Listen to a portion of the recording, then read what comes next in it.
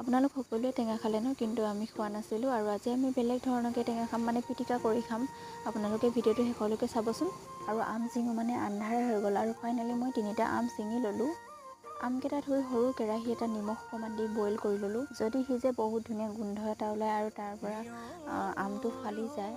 আৰু এইফালে দেখিছে নহয়, আমাৰ মুনুজনী ফূৰ্তিত একেবাৰে ক'ব নোৱাৰা হৈ গৈছে, তাই টেঙা খাব পাম বুলি, কিন্তু তাইক নিদিওঁ। আৰু এইফালে হৈ গ'ল আমাৰ আম বইল হৈ গৈছে, আৰু এতিয়া মই উলিয়াই ল'ম ধুনীয়াকৈ। 2টা হৈ গ'ল, উলিয়াই ল'লোঁ। আৰু এইফালে দেখিছে লগত আছে আদা আৰু পদিনা আৰু মান ধনিয়া নে কি নাজানো, নিমখ অকণমান আৰু ভোট জলকীয়া, আৰু আমখিনি ধুনীয়াকৈ বখলিয়াই পিনি এখন চামুচ লৈ পিনি তাৰ পৰা অকণকৈ উলিয়াই লৈছোঁ। আৰু এইফালে গোটেইখিনি কাটি মিহি কৰি ল'লোৱে।